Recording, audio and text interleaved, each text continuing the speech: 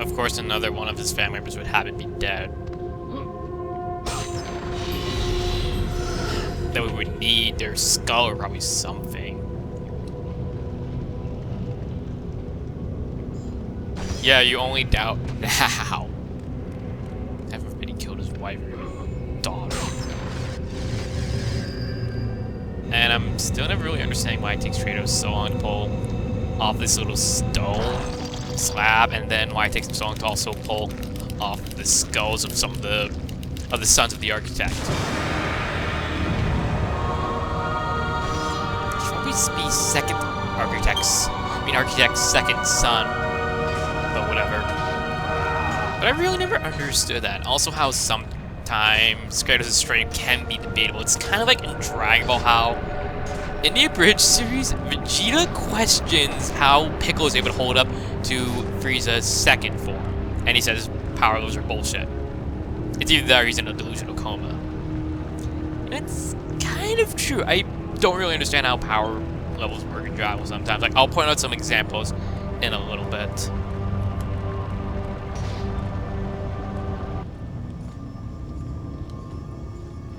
Lord Hades. Your progress is impressive, Kratos. But your skills will not carry you to your ultimate goal. I offer you the souls of Hades itself. The souls of the dead, who stand ready to fight by your side. Take this weapon, Kratos. Take this power, and use it to defeat your enemies.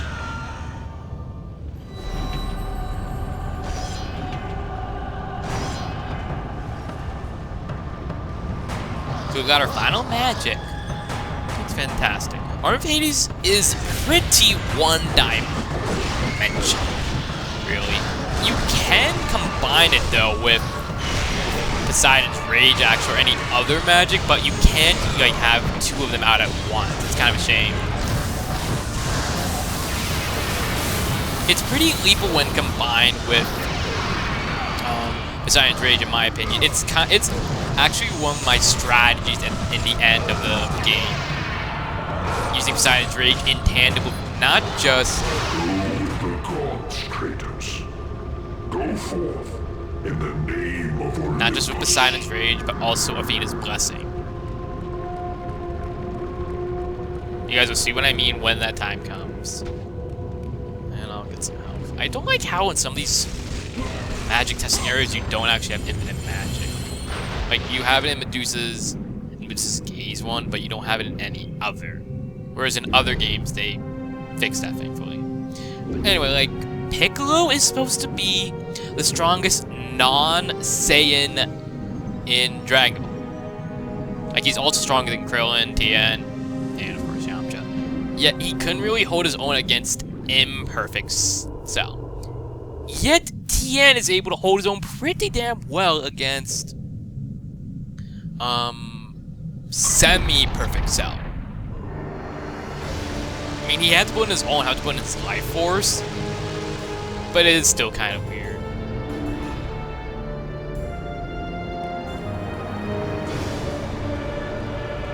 Actually, wait, no. I think... Let's get this open first.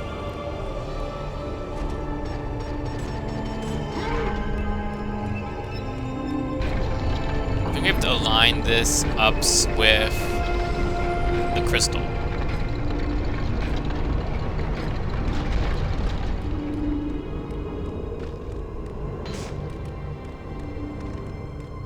And we also have to get one of the doors open as well. And I'm not sure what other examples I can probably say, but that's all I can really think of. You know, sometimes power levels, I just don't understand in Dragon Ball. Okay, that's what we need to do. It's kind of like how in cutscenes in some games, characters can survive or do crazy things, but never actually do that in game. Which is kind of disappointing, because you would probably like to do that, you know. In Sonic 2006, Silver the Hedgehog can travel at really fast speeds, but in game he's slow as balls. And in Devil May Cry, Dante, a running joke is that Dante survives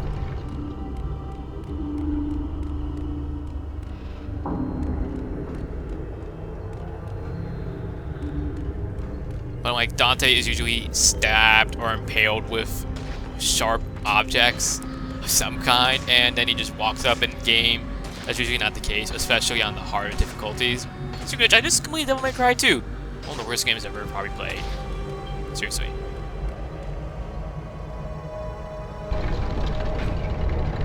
Like, there wasn't even an end credit sequence on Dante's disc. You had to probably beat on Chia's disc. But I'm not doing that because it was really terrible. I don't know what they did, but I hated like every second of it. Like, it wasn't that fun because enemies were... They just didn't even really attack you. The only hard part I had was the final boss. That was the only time I actually died, and that when I was like, okay, fucking getting this out of the way. And it was really confusing at times, like, you know, where to go, the story, so on. And Dante was boring as well.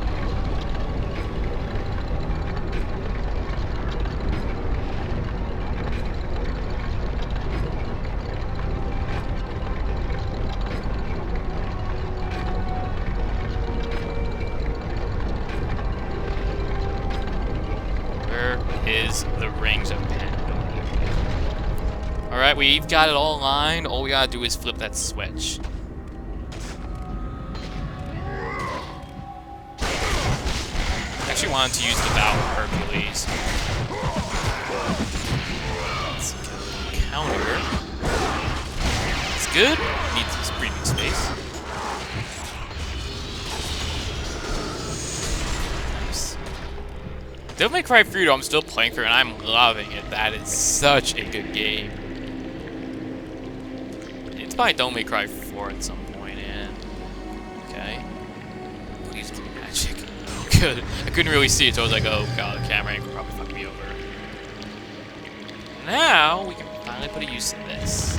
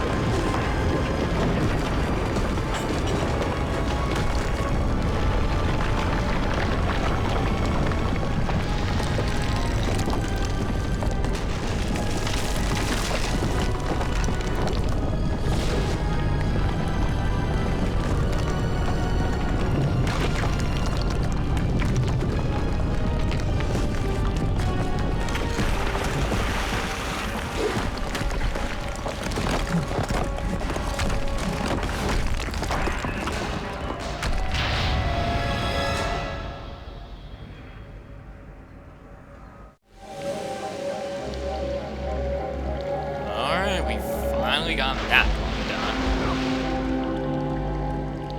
And I was thinking the light would stay on forever.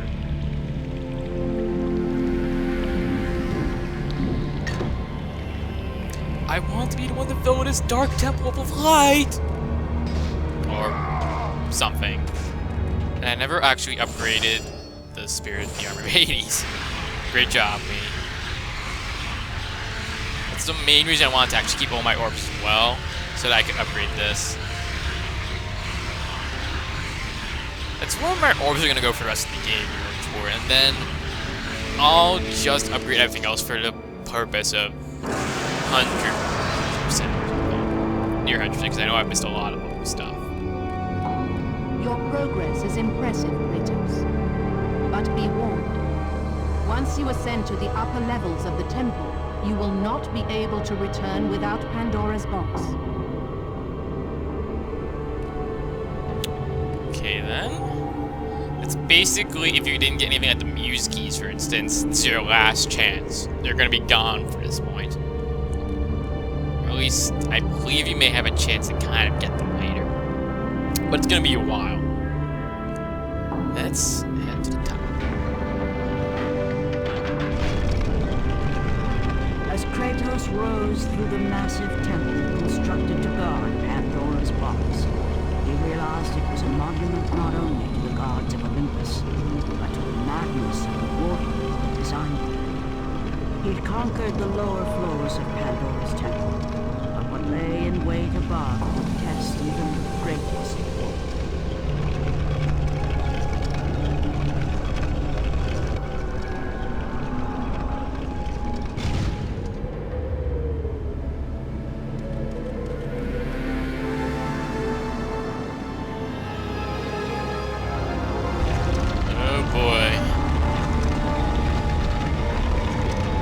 Not even in the temple anymore. We're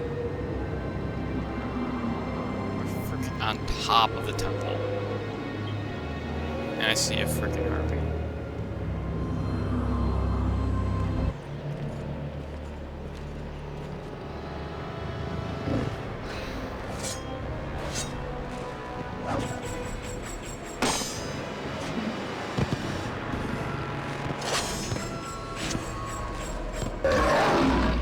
Alright, we've got a new enemy, the Satyr.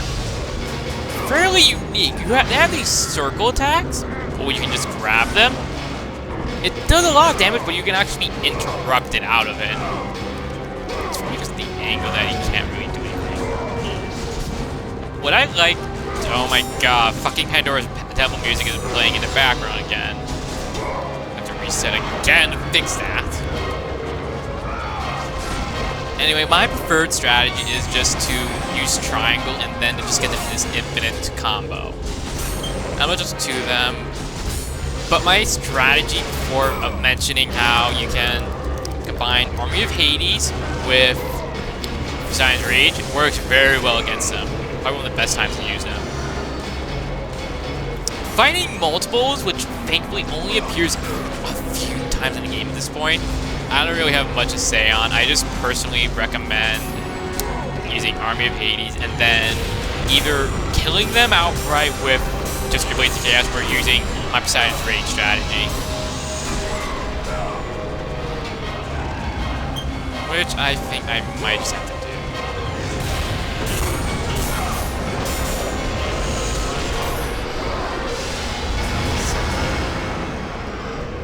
Thank you. You may go now, minions. Or if you can stay so we can fight them. Damn it! So I'm gonna stay because there's gonna be more enemies ahead.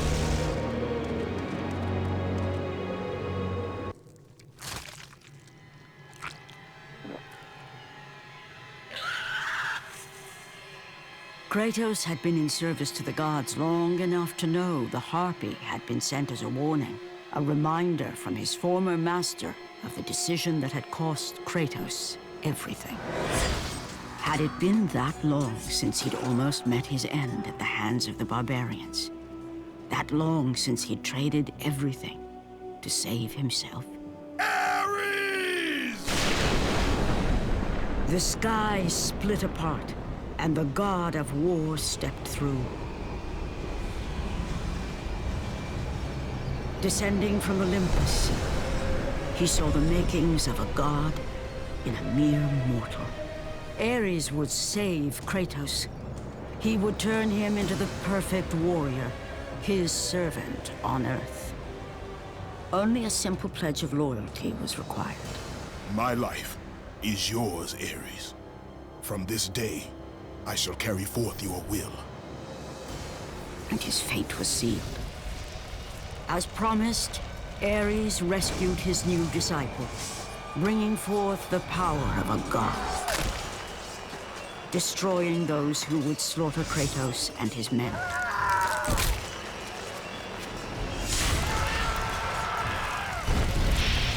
As for Kratos, no mere sword and shield would befit the newest servant of the god of war.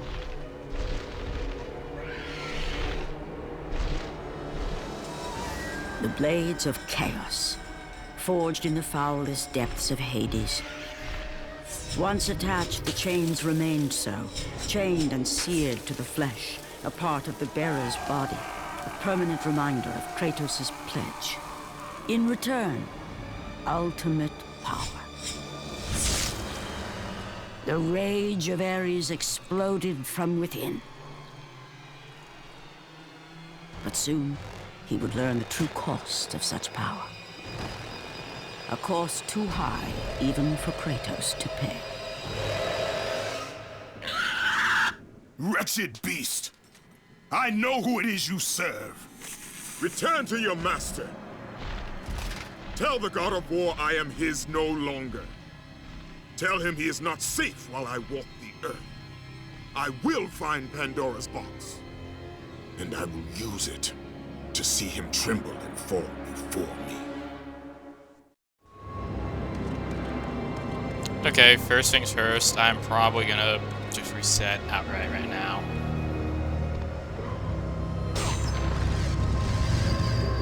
And I'm just gonna check what's over here as well. But anyway, that's a bit more on Kratos' backstory. We've only got maybe 2 more cutscenes that reveal what happened exactly with him and Ares.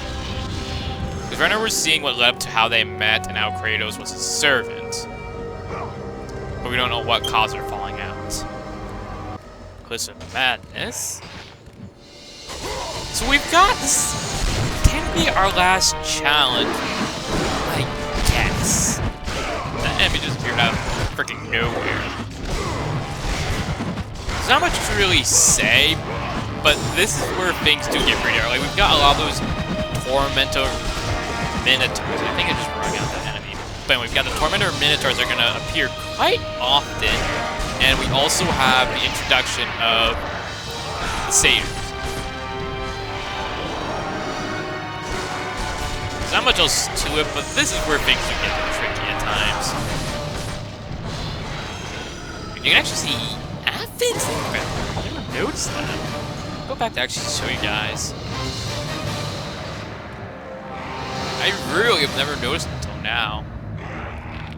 Great touch. I'm trying to wire the serious music.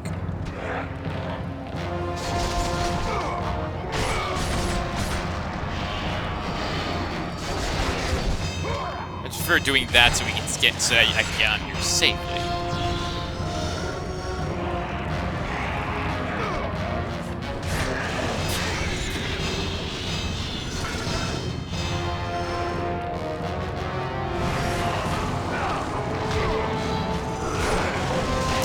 The enemy just spazzed out and died. And there's actually not going to be any enemies on here. Quite surprising.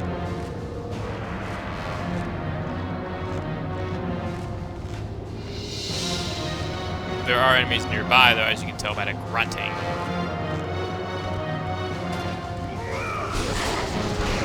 Oh, I probably should have saved them, damn it.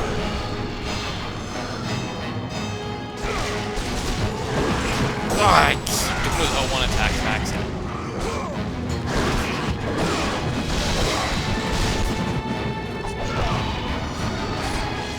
Another rig out.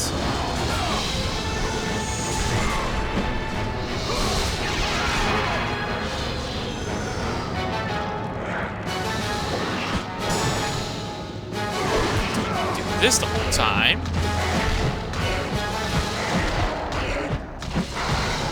She didn't entirely bypass the circle prompt because that would have been nice.